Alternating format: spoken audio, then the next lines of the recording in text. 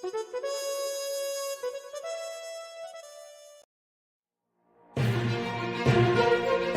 Lewis in the Black Horse Pub.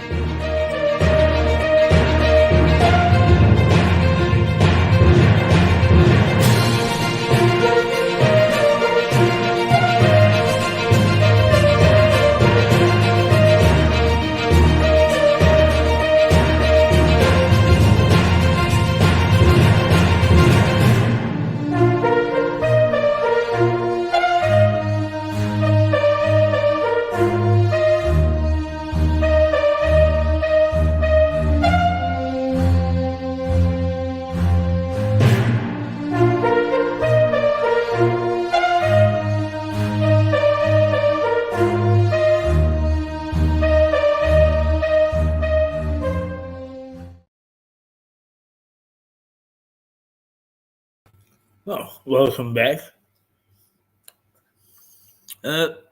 We look at social issues from time to time, and we have a couple of documentaries that I think you might find interesting, but certainly address some of the things that are making headlines one way or another in our society.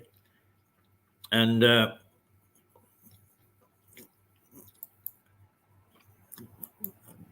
the one that I was going to show you has just disappeared. I can get it back again.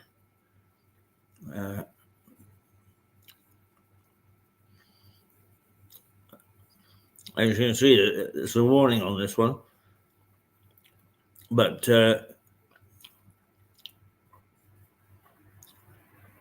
it's a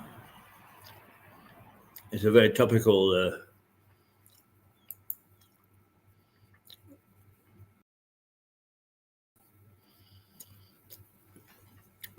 issue: autism. And reporter Jake Ray takes a very intimate look at the whole thing. Here it is.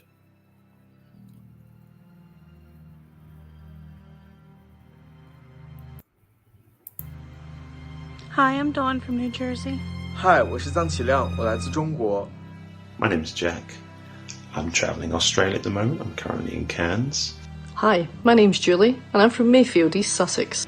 And autism to me is like snowflakes.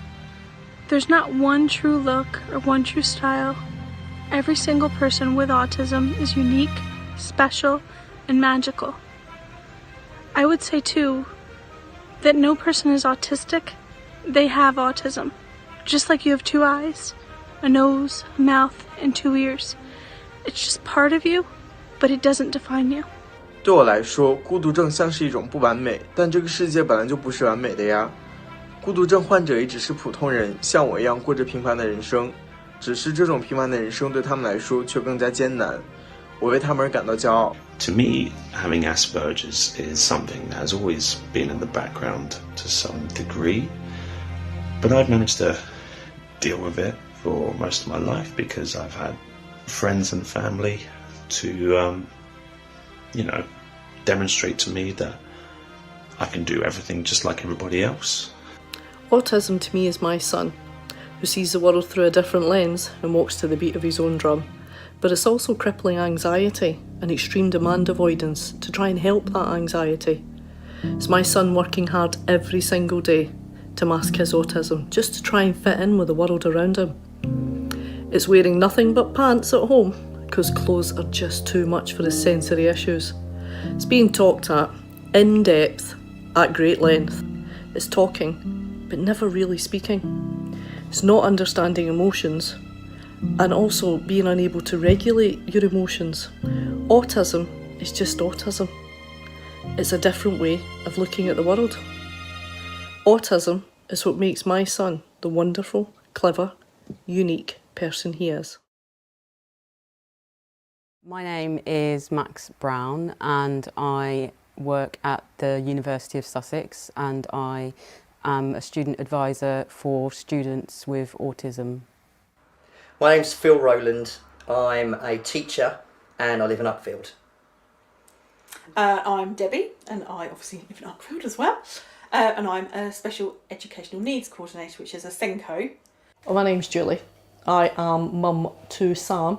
Sam's 8 now and was finally diagnosed with autism and sensory processing disorder and severe anxiety. Actually, it was May 2017. It was a long road to get that diagnosis. We have the 3 boys, that's what we have. I guess we don't know what a normal child is like. So we don't really know how much of what their behaviour is actually just normal sibling behaviour and how much is it because of the autism and that sort of thing. So we don't know. All 3 on the autistic spectrum, 2 with a diagnosis. Twins. They are twins, non-identical twins, but very different. To be diagnosed with autism, you fall into what's called the triad of impairments. So it's a condition that affects someone's social behaviour. So the triad of impairments affects your social communication, your understanding of social interaction, and your social imagination.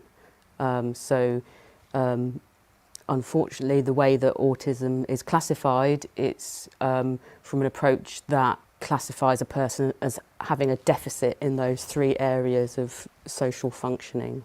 So Ewan was diagnosed first. I guess we noticed things with him earlier because his is more, I guess, behavioural. We noticed very early with him. Very physical. He was very, very physical with everything. You know, he did a lot of hitting and biting and pinching, and kind of it carried on longer than you would expect. Lucas was, I think we began to see more and more he was isolating himself. So he wasn't playing and things like he babbled from very early age, but that babble never turned into anything. So his speech was affected. He does what's called masking it. So he goes to school, he went to preschool, and he appears to be absolutely neurotypical when actually he's a ball of anxiety the whole time he's there. And then he comes home and that's when he explodes. The best analogy I've seen for it, I don't know if it's an analogy or a metaphor, but anyway, it's a Coke bottle and you shake it a little bit in the morning, then you shake it a little bit with each thing that happens throughout the day. And by the end of the day, that Coke bottle explodes. That was Sam.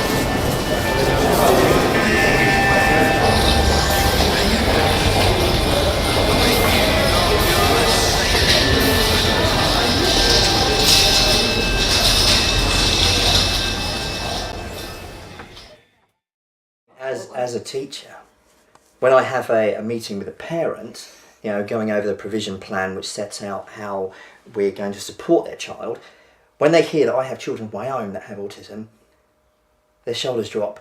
You can hear them go, oh, you understand then. Yeah. You understand the fact that, you know, you're telling me that your child is really well behaved at school.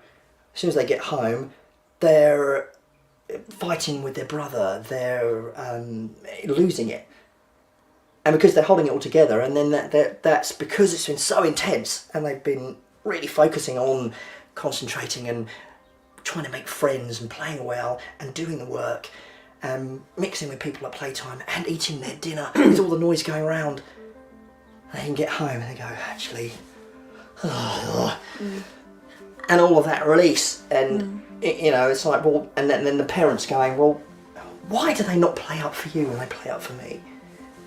And I can understand and I can see that, and that's for it's like, and I'll never forget that strategy of somebody saying with a Coke bottle, you know, a little shake, a little more of a shake, and this is what's happening at school. You know, oh, you know, why can't I go on the laptop? Because it's their safe place. Yeah, it'll shake more. And then when they get home, the lid comes off. And yeah, because it's safe. Because you're going to love me anyway, even if I behave like this. So. Right, well, when he was diagnosed, nothing changed. Absolutely nothing. Because you go, he gets tested, the doctor says, yes, he has autism, he has severe anxiety, and he has sensory processing disorder, and you leave. I'd never heard of sensory processing disorder. I had no idea he was anxious. I had no idea. There's nobody there tells you what to do next. So I picked the brains of people that I knew that had children with autism. I started researching it online, I bought books, and I taught myself about autism and sensory processing disorder. Autism is a developmental condition which falls on a spectrum, so it is something that affects people in different ways. It's something that could be termed differently by different people depending on what your understanding is. So it's a neurobehavioural condition which impacts people in terms of their level of functionality. So within autism there's various different levels of how it impacts people. So you have what used to be termed Asperger's syndrome, which is a distinct level of functional impairment, and then you also have what's called high functioning autism, and right up to people who have non-verbal forms for autism. You could imagine it more as a sort of circle or a dartboard, and you could fall anywhere on that.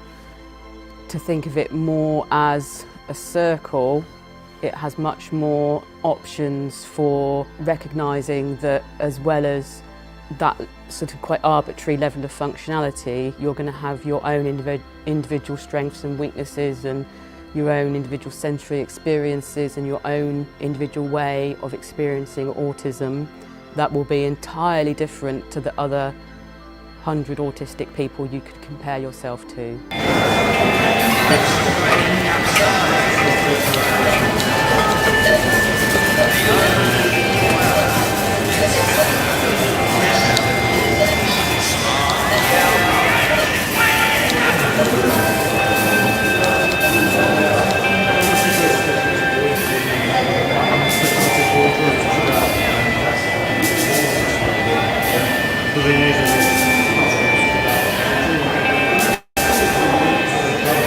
Sam, you need to leave the comic alone now. We need to go. Sam, come on. Come on, darling. We need to go now. Sam talks non-stop. Talks about everything. Well, no, he doesn't talk about everything. He just talks. He talks non-stop. But he talks about nothing. I don't know how he feels. I don't know what he thinks. I don't know anything of any importance. I don't know what he did at school during the day because he's unable to tell me. He communicates to me through his behaviour. So if he's having a meltdown, that's because he is anxious. Or it's too much, he's overwhelmed. These are the words that I'm teaching him to use now, are the words overwhelmed, anxious, because he doesn't understand emotions, really. So I took them to the hairdressers. I was really anxious, and I'd said to Lucas particularly, you know the clippers that Daddy uses for his hair, would you like to give those a go? And not thinking, I guess the thing again with autism is you just don't know how they're going to react in any situation. So I was thinking there's going to be the noise of the clippers. Will that trip him up? Will there be other Will it people be there? that he doesn't know the setting? Will it be that he doesn't know the person that's killing his hair? Doesn't like the feel of it. Will he not want to wear the feeling of the hair. cape thing? And so we went in, and I deliberately picked a hairdresser that I knew would be quiet, that would be contained, so they couldn't see out of the windows for distraction. There wasn't going to be over amount of noise. There wasn't going to be an over amount of chairs or other people in that particular barber. So that's why I went there. And they sat down at the same time, and Ewan was very much... didn't say a word, and the guy was trying to have a conversation with him, you know, how was your holiday? I'm here to do a task, let's just get on with it. You know, what kind of haircut do you want? No. You know, can you lean your head that way? and Lucas and I was kind of like, okay, do you want to have a go with the buzzy noise thing? And he's like, yeah, okay, because Ewan is, which was great. I mean, they are fantastic support for each other. So he had a go, and you know, I'm stood there behind going, really good, you know, and he kept itching his nose, and it was getting frustrating for the lady that was doing his hair, and I could see that she was like, would you like another itch? You know, being sarcastic to him, and I'm thinking, that's not what he needs wasn't there. here. Good job that was you and not me. So I'm going to him, right, let's do a challenge. Can we keep our hands, see how long we can keep our hands on our knees for? And you know, I was doing things like that, and which worked. And he came out, and you know, he had all his hair cut, and it was tingly, and I was so jumping up and down on the hairdressers, going, really well done, that's absolutely fantastic. It's just a haircut. A lot of people with autism have a sensory sensitivity, so they can be really sensitive to noise or to light or something like that. So all these things that could happen that could be unpredictable or could be sensory quite overwhelming, sometimes that could be happening to the extent that it could cause quite a lot of anxiety and distress for someone, that it could cause them to tip over into what's called meltdown. So that could cause such a level of kind of distress and panic for someone that it can mean that that person can have a situation where they are just so overwhelmed, they're just kind of really just don't know what to do.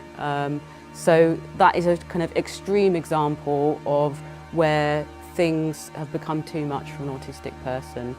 If he, for example, doesn't want to get dressed and doesn't want to put his shoes on, so he's pitching a fit outside the front door, doesn't want to put his shoes on, that's because he's afraid or anxious to do what I'm asking him to do. So he does a thing that's called demand avoidance. That's another thing I've learned, demand avoidance. So instead of telling me like other children would, Mummy, I don't want to go here, Mummy, I don't like this, Mummy, this doesn't sound like a good thing, Mummy, this scares me, he throws shoes at my head, or he hits his head off the wall, or he screams this high-pitched scream while throwing himself around the room. Hugh does not like showers, only baths, and hates water in or even near his eyes. I got Hugh into the bathroom. I locked the door, and Hugh took one look at the water and started shouting. No bath! Hugh, you need a bath. No bath! Shit. Completely forgotten to give Hugh a countdown for his bath. No bath!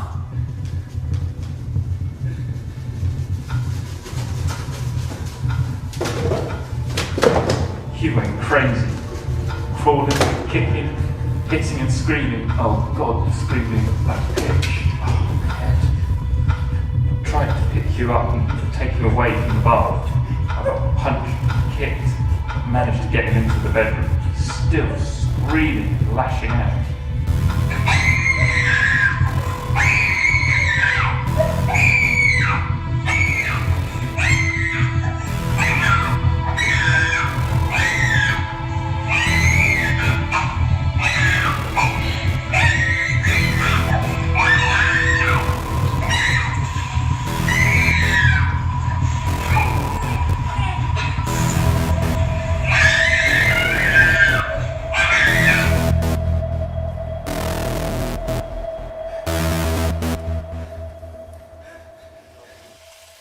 Oh my God! When Sam was 2, that's when I first noticed there was something different about him. Because we would have horrendous meltdowns in shopping centres. And I mean horrendous. There was one in House of Fraser that, well, I think it was Blue Water, but it started in House of Fraser. And the reason he had a meltdown was because I wouldn't let him run around the car park. I wouldn't let him run around the car park. So he threw himself in the middle of the road in the car park and screamed and kicked and punched, and I had to pick him up, walked down to Blue Water, and I dumped him at the door of House of Fraser. And he followed me and then threw himself on the floor and screamed. He did that for half of Blue Water. And people were pointing and staring. It's like, this is my child. He's not naughty, he has autism, and the noises that you are making is too much for him. I'm not saying the world needs to change to accommodate my child, just saying it needs to just stare and judge a bit less. Or maybe shouldn't say stuff like that. This is my family, this is what we are, this is what we look like, this is us. And I think most of the time, I think we are fairly chilled. I think we don't worry too much when we're out what people think, actually. I think on the whole we really don't. We've never had anyone say anything to us. I would dare them, if I'm honest. But I would love. But I find going out with your dad well very done. difficult. You're doing a good job. Yeah, that's what we never get. Appreciation of it's always. So you pick up on that. I don't seem to see what anyone else. I do. pick up on But- that. No. But it's to go. No, I can see your children challenging. You're doing great. You know, and then like if that. But then the how often scenario do you say that to other parents? You don't. I do. I do. Do you? Yeah. I give smiles. I give encouraging smiles. Yeah, I do because I know I want. Yeah. I've been, Yeah, I've I should been never judged, crave and I've things. cried in shopping centres Yeah. because I've been judged. So Yeah. if I see somebody else Yeah. who you can see struggling, just that I you're always doing a make great sure job I do. can Yeah. change their whole day. Yeah. Although that would be what would guarantee me crying. If you told me I was doing a great job, I would go, oh. That's my biggest thing that I say to you a lot, and I say to my mum a lot, and I say is actually I beat myself up daily on the type of parent I am, and I always look at how much I'm failing my children, and I should be doing more, and I said I'm never, I don't have anyone telling me any different. I said I need someone to sometimes say to me, do you know what, you're a good parent, your kids are so lucky to have you, and I don't get that. And so unless someone says that to me, I'm just going to assume that I'm crap.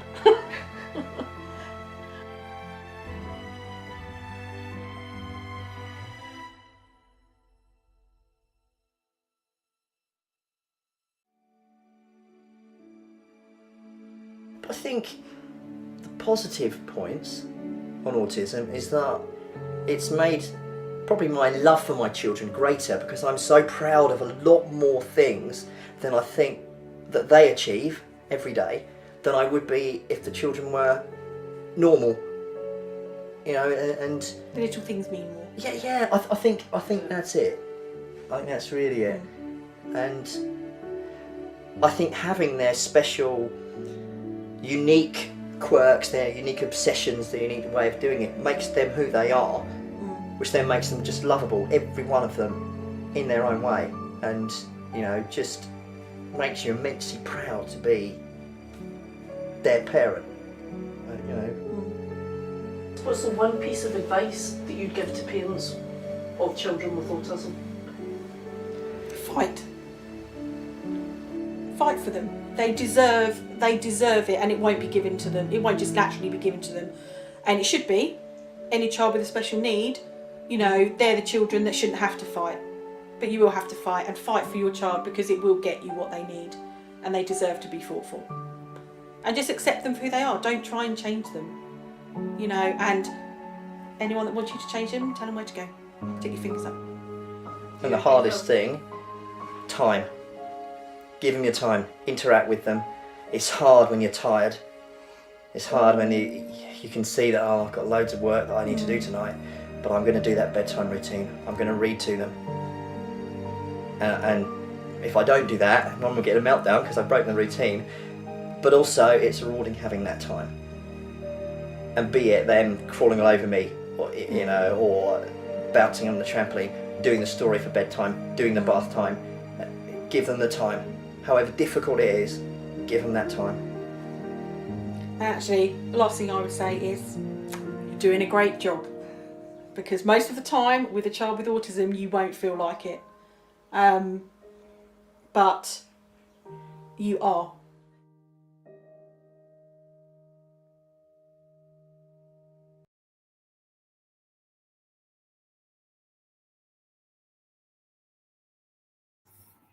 sensitive approach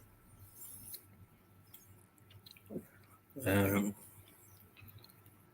autism, I think.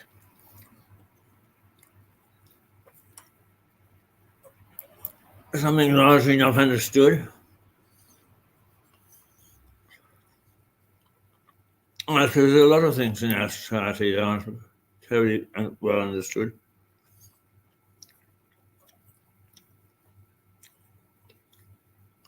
An issue very much in the news at the moment is transgender. And I think I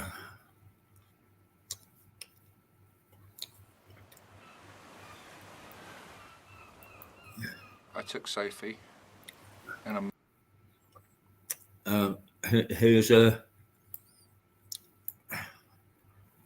look at that from an insider's point of view.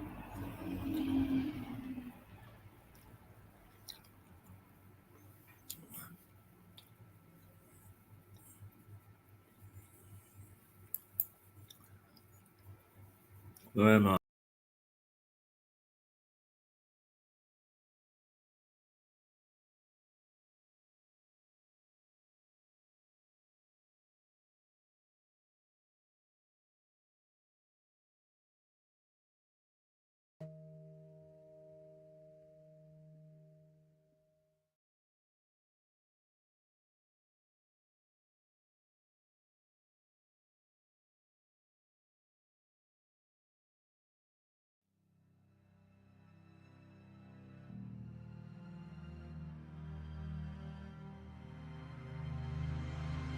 Hi, I'm Dawn from New Jersey.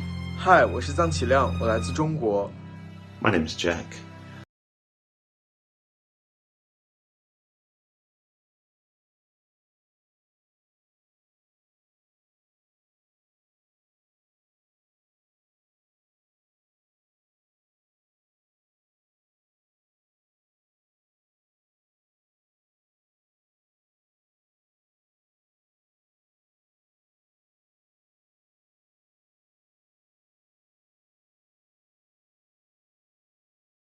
Sorry, we lost me as well. That was the. I'm going to replay that again, which is not what we want. It's not what we were looking for.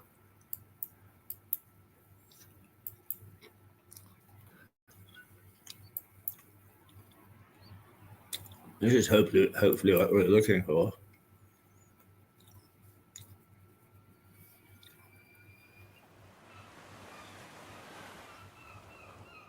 I took Sophie and I murdered her and I buried her.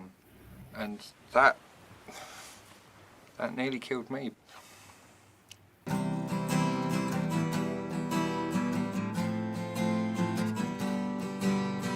Tories robbing, awful blind, the poor, the ill, the none to kind. Fuel the myth of the strong and stable, but there's no food upon your table. United fighting for what's right, out of the dark into the light. We'll raise the red flag, not the blue. Fight for the many and not the few. I'm not defined by what's between my legs. I'm defined by what's in my heart and between my ears. For anyone to think that they know more about my identity than I do myself shows supreme arrogance. So here's all my vulnerabilities. Now what you can try and hurt me with.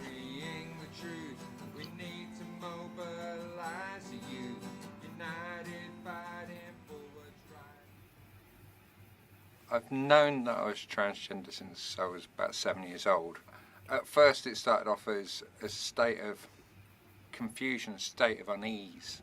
And predominantly through my childhood that was it, because I didn't have females in the house apart from my mother, so I had no one that I could look at and go, actually I identify more like them. So it was a very male environment. But it wasn't until about 98, 2000 that I actually started to work out what this meant. And at that point, I realised that I had to transition. So I went to see the doctors, and then I started on hormones. And then my partner got pregnant, and the plan was that our child would have two mothers. But on the day that my son was born, he had a massive seizure. We nearly lost him. And I remember holding this tiny baby in my hands and thinking, I can't put this child through the amount of abuse that I'm getting, the amount of pain that I'm getting. So I took Sophie and I murdered her and I buried her. A lot of trans people totally delete who they were before. I couldn't do that. And recently I've started looking at Steve pre-transition, and I get the feeling that I'm looking at pictures of ghosts. Not just because these people aren't here anymore, but because in a lot of ways I think they never were. It feels like he was a placeholder waiting for me to be here. Identity is made up of obviously your gender, your sexuality, your spiritual outlook on the world, your philosophical outlook on the world, your political outlook. All of these things contribute to who you are. And for most people, they have no idea that there's all these components that make up their identity because they've never had to examine it. I remember sitting there on the bus and looking out the bus window and thinking, should I wake up every day and think, yeah, I'm a woman? I don't do that, because the thing is, no one wakes up every day and goes, yeah, I'm a woman. Genetic women don't do that.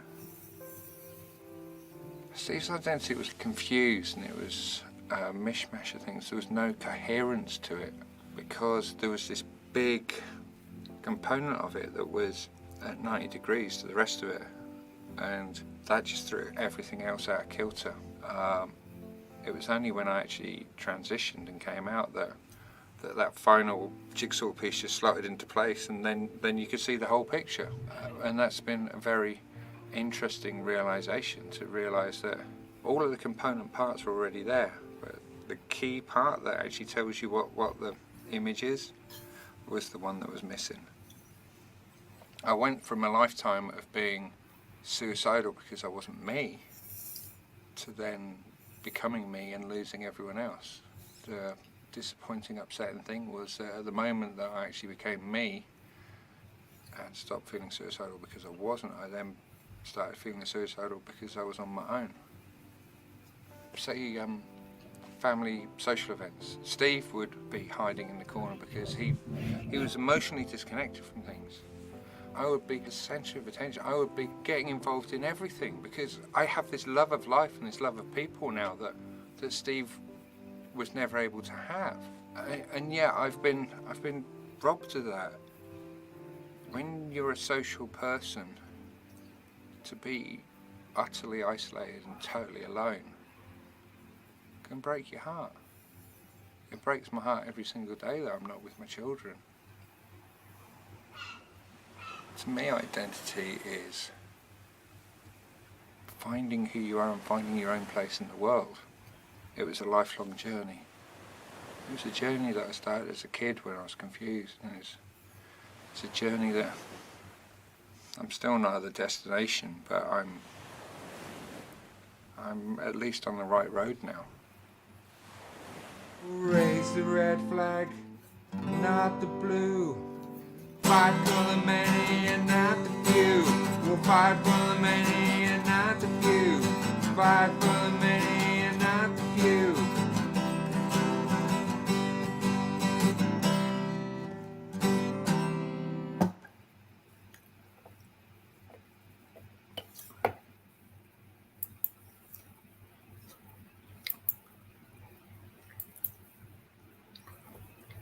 Well, another inside look at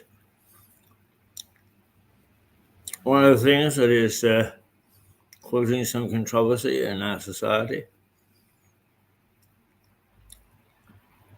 Gives you some idea of why people do what they do,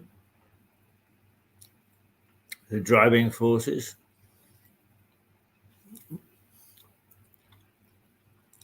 not always sympathetic, but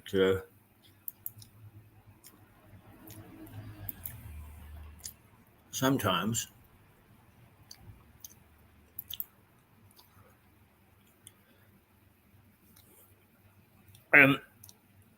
it is important that society stops and takes a look and tries to assess some of the things that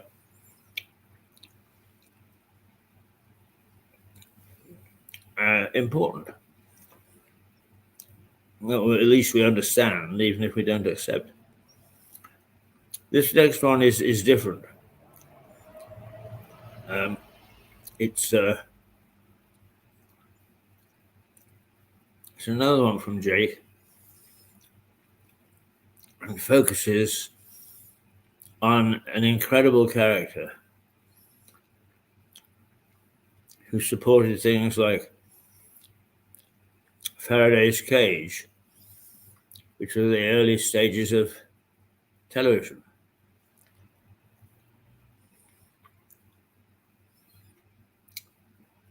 Davy's lamp,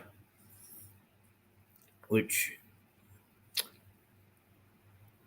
you could use lamps in the mine without fear of being blown up because of hidden pockets of gas.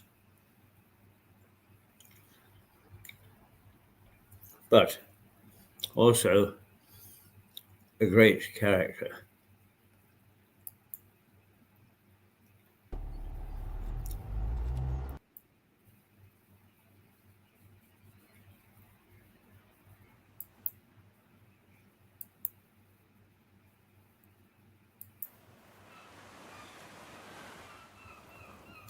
I took Sophie and I murdered her and I buried her.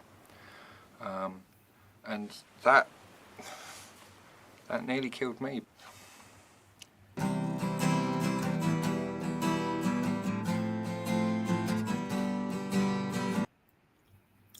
Having some problems.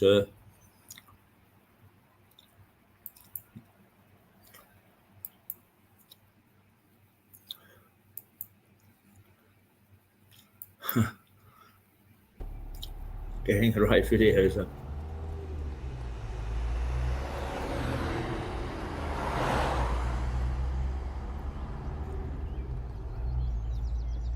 I always find it strange how two people can experience and view a place in completely different ways. Jack Fuller was born into money, and at the age of 20 he moved to Brightling in East Sussex after inheriting land and a fortune from his uncle Rose. At the age of 22, Fuller became the Member of Parliament for Southampton. Fuller lost his seat after a vicious row over his support for slavery. This was the time when he began to focus more on his estate and his love of combining art and science. I moved down from Glasgow to Sussex when I was 9 years old, and that would be in 2003. I first saw the Follies when my granddad was driving me through Brightling, and I remember looking at them and just asking him what these strange buildings were.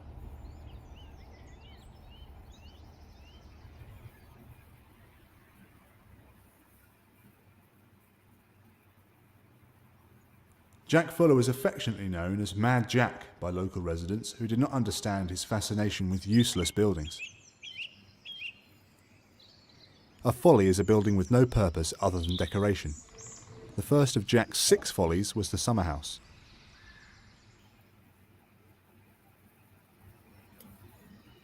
Jack was a keen gambler, and he entered into a wager that he could see the spire of Dallington Church from his window. Upon realising that he was mistaken, he quickly constructed the sugarloaf to very effectively mimic the church spire.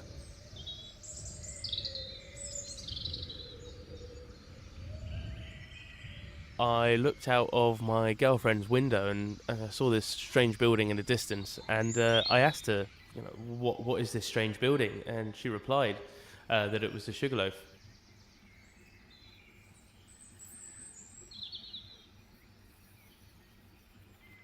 The first time I went, I remember I took my girlfriend there and I gave her a love letter.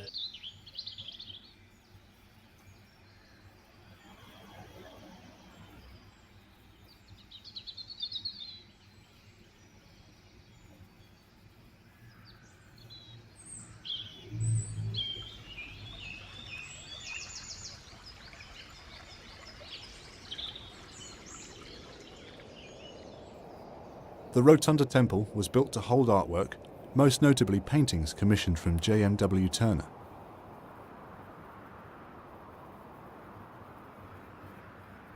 Jack was a philanthropist, and during an economic depression, he hired hundreds of local labourers to build a huge wall around his estate. However, the wall did not stop trespassers.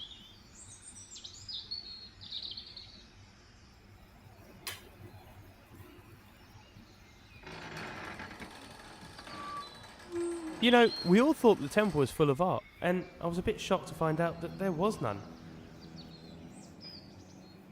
All I found when I first went in was graffiti left from the Canadian Air Force that was stationed on the estate during the Second World War.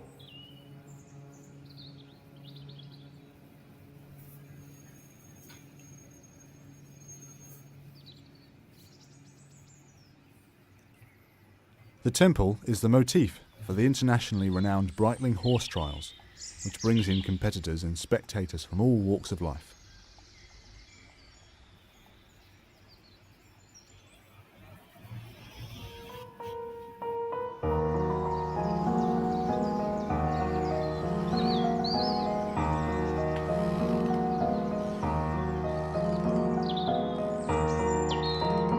The Hermit's Watchtower was built so that Jack could survey his land and have views of the sea.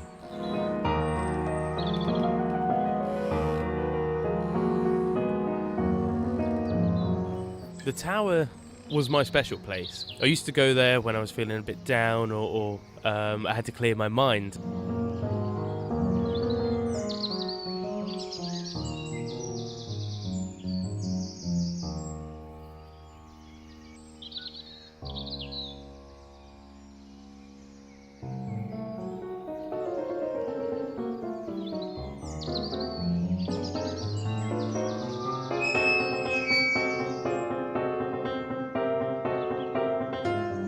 As you go up the stairs, on the right-hand side, my girlfriend's initials are still there. Mine, well, are not there anymore.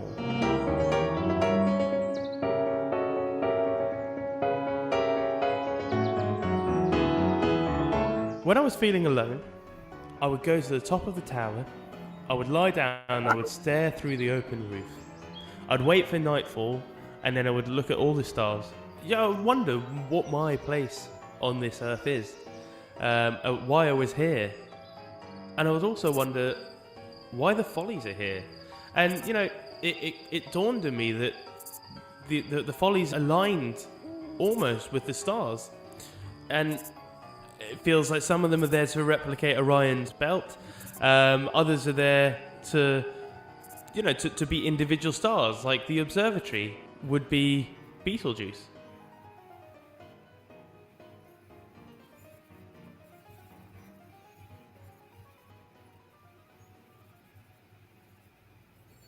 I've heard some people argue that the observatory is not a folly as it serves a purpose, but don't all the follies serve a purpose? They serve our local history, our culture. When I first came to Sussex from Glasgow, I was such an outsider. People had no idea what I was saying, and I had to get something to point me in the right direction.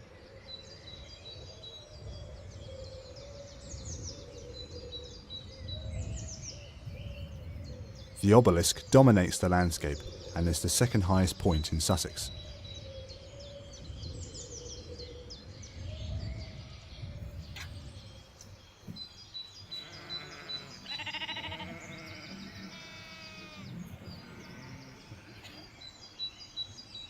I remember looking up at the needle and realising that it pierces the vast, uninterrupted sky.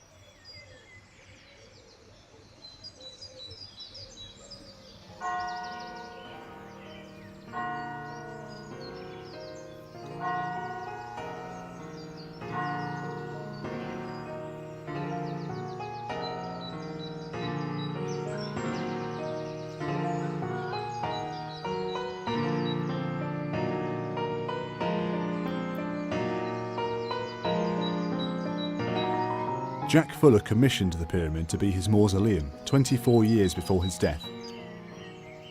This immense structure draws attention away from the Thomas à Becket church, in whose graveyard it stands.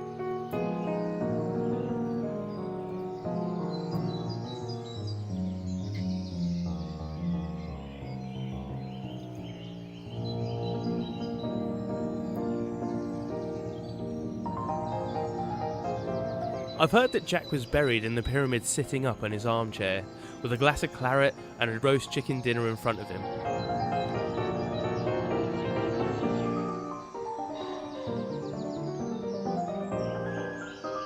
The follies are all focal points, but don't let them fool you. Their place in the landscape belies their size and their distance. In the beginning I was hungry to consume them, and I had rushed to each one in turn. But a short distance turned into a mile, a run into a trek. At last, I grew to love the surroundings and adopted the follies as guides rather than destinations.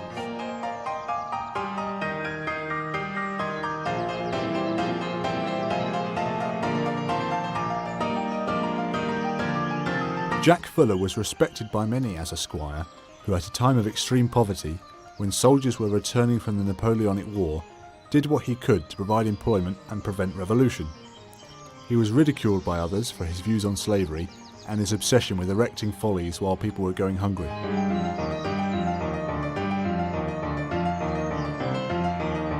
Fuller's follies are an important part of my life and have helped me to find my place. I know many people have followed this path before I have, and I love nothing better than bringing new people to experience them and to fall in love like I did.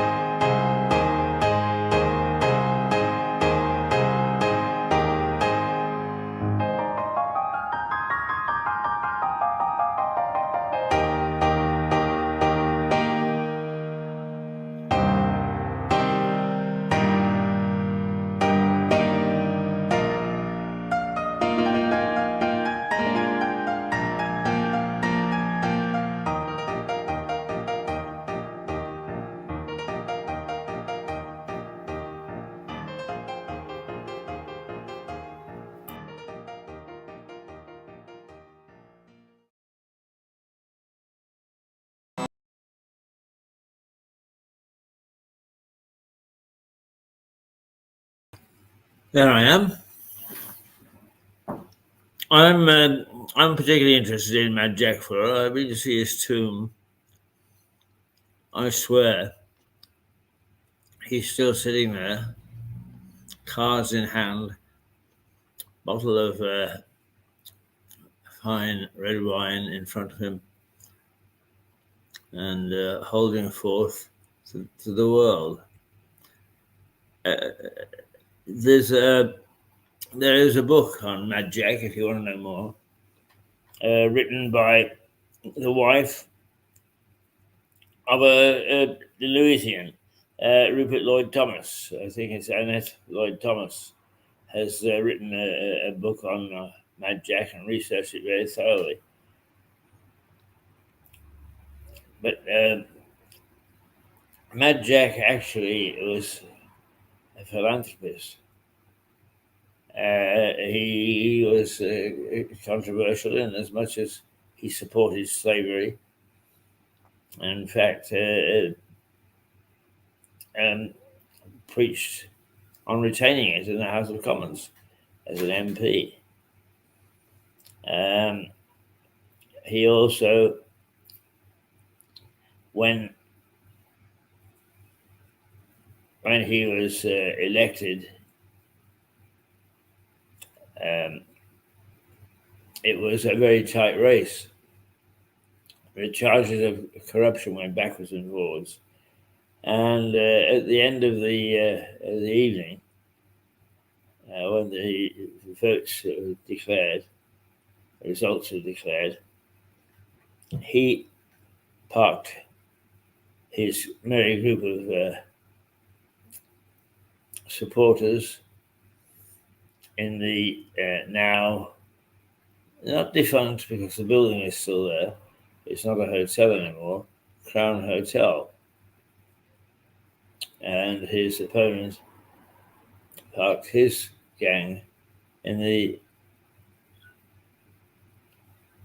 White Hart, and they fought a pitched battle across that small square.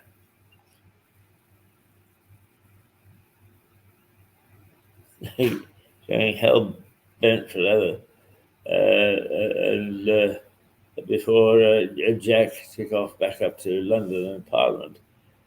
But he paid for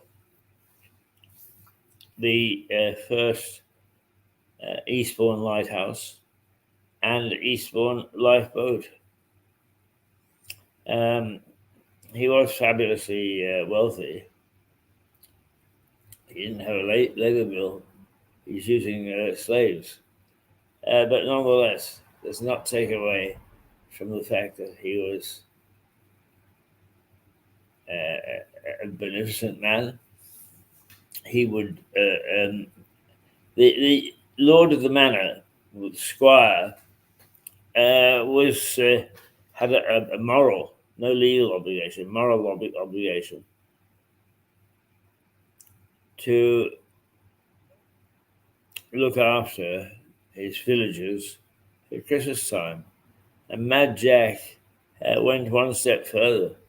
He had the fatted calf, the best bull, slaughtered, and made sure that everybody in the village had a decent piece of beef at Christmas time. He was good to his villagers in many other ways, but that's the one that struck me as showing just how beneficent he was. Now let's see what else we've got.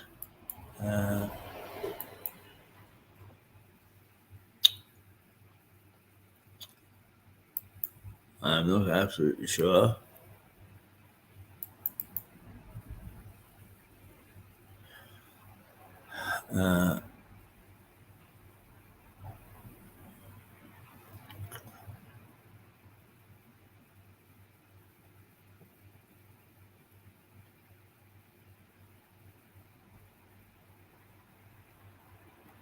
Well, I think it bears a little bit of a repetition.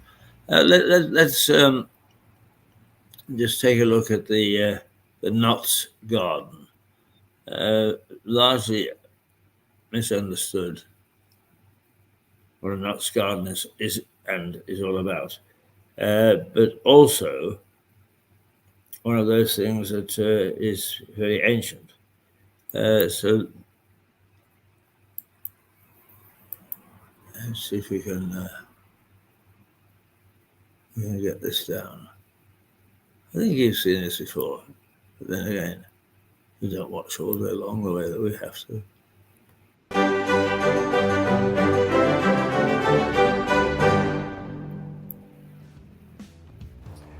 A signal lesson to any man. Oh, and the feminists will get going. This used to be my hideaway. This was my summer office, my summer studio. I could come down here and hide away. It's the Knott's Garden in Lewis Grange Park. And what did I do? I told her. Can't ever tell you anything as a secret. You're a real snooper, aren't you? No. Oh, look at that innocent face. Look at that innocent face. She is snooping to absolutely anything and everything. But for the longest time, I thought that a knots garden was where people came and tied knots. I've got my proposal already. And then the woman decamped. But it's not. Do you know what a knots garden is? I'm sure you will explain. Go on. Please do share your knowledge. Very well. I can never shut you up anyway. Can I Maybe get a someone word? out there is listening. Maybe someone actually does want to know. No word in edgewise. You asked me a question. Can I tell anybody now? Come on then. A knots garden is a symmetrical garden. It's laid out, it's planned quite carefully. And this one is a classic example. It's small, petite, but it's laid out in 6 boxes, and it's square. It's got lovely walls around it and plants. So it is a typical and a very good example of a knots garden. But it also is a place of seclusion. And this one is particularly nice. It was until you found it. Well, I need to be able to find you just in case you, I don't know, break your leg or something. If you don't come into work, I need to be able to find you. Did you say break a leg or break an egg? No, dear, Break an Egg is our wonderful program. I do know the difference, I think. Are you asking me whether I know the difference, or you're saying you do know the difference? Oh, blooming heck, I said I know the difference. You mean you weren't picking on me for a change? What? What? I stopped listening. 15 seconds ago. Oh. Well, the nice thing is it's a bit nearer to the pub than the other places we've been in this park. Oh, thank God for that. Oh, you want to go for Bloody Mary, do you? I can just smell it. Oh, there we are, you see. Now the truth comes out. Prim and proper, right up until opening time. I was going to say closing time. Oh, opening time. And then it all comes out. Bloody Marys, yeah, you can't stay away from them. Whereas I have gone to Krabby's. Ginger beer. Alcoholic ginger beer, but nonetheless ginger beer. Anyway, the fact is that this garden, I think it is at the moment looking quite wild, because, as you know, there are problems with wildlife in this country. We are so naughty in terms of our environment that butterflies and bees and all the things that make up part of our chain of living are not getting the proper attention. So this knots garden has got a nice wildflowers, I suppose we say, to attract the birds and the bees.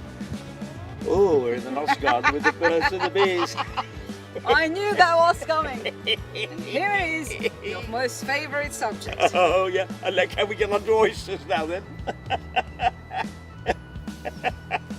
We've done that already. Oh, we've Just done that. stop. Oh, dear.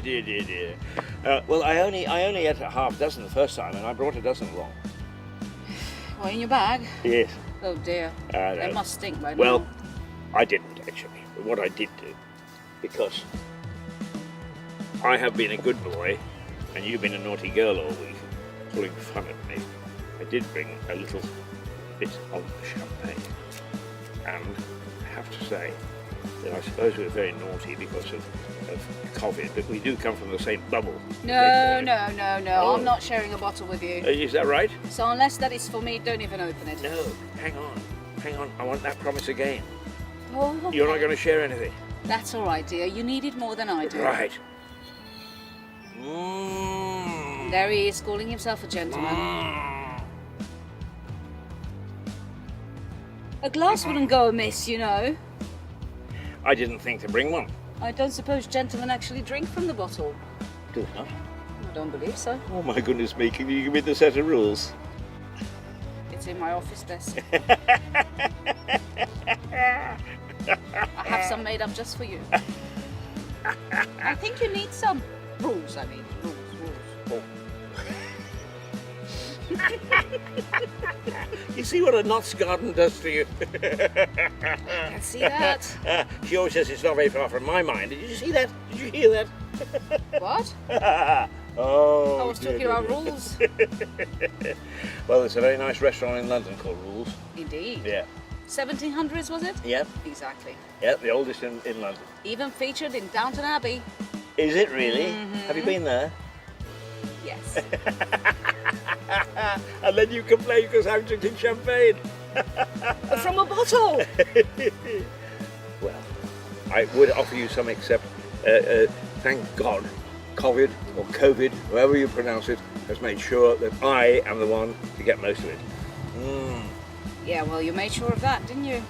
One of the things I think that is nice about not only this Knots Garden, pretty though it is this entire complex is it really covers history from about 1066, pretty damn close to the conquest, right through to the modern day. History keeps on being made here, and I think that as a sample of Englishness, if you like, over 1,000 years or more, you can't go far wrong than a visit to here. So I'm glad that we're here. I'm glad that we're in the Knots Garden. Are we going to tie the knot? I know how to swear at her. Have you got a string so I can tie the knot?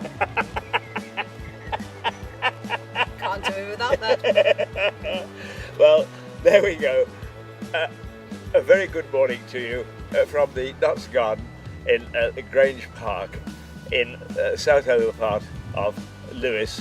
And if you're watching in Lewes in the United States, we welcome you, and we look forward later in the year to joining some of your citizens and some of the history that is inherent in Lewes, Delaware. Because in Lewes, Delaware, there's an English cannonball fired by the commander in the War of 1812 of a British man-of-war. He missed the town and hit a staircase, and the total casualty was 1 pig and 2 hens, none of whom died. They were just injured. What a war it was. Oh, what a lovely war. Till next week. Tweedle pip. Goodbye.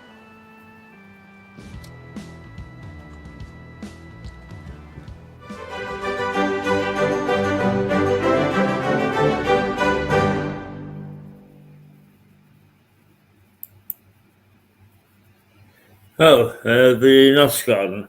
Well worthwhile visit, but like me, it may be that you would find it useful to go and do some work in the outdoors during the summer.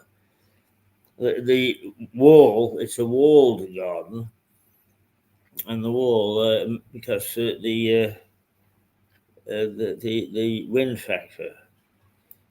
Now, I think I'm going to take another short break.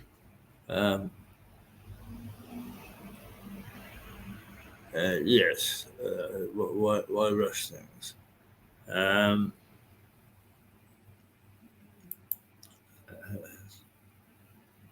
Just because I'm feeling tired. Okay, let's take a short break, and we'll be back for another sort of 15 minutes or so to take us through to the top of the morning, so as they say. Yes. Finally, close it down a bit now. It's always difficult. I'll tell you what, one of the things that we can do is, before we go,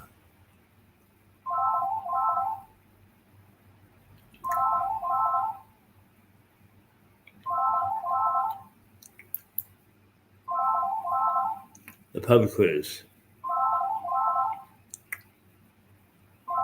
April the 14th. Black Horse, one of the best quizzes in town, if not the best quiz.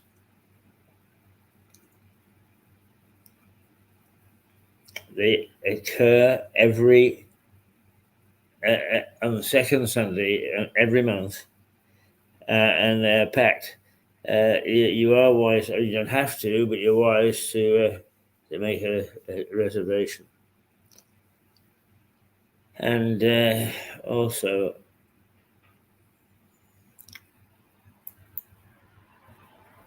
the Sunday lunch. It is delicious. It's absolutely delicious. I have an unfortunate, because of my Parkinson's, I can't eat that much anymore. So I have the child's portion. Believe me, it is worth every bit of the money you pay for it, and it's not expensive. Not in the scheme of things now. Well worthwhile you giving it a go.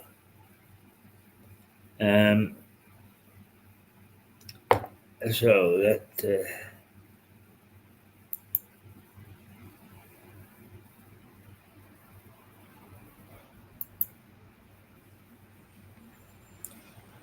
there you are. The street is still busy. There are the wonderful buses. Be back shortly.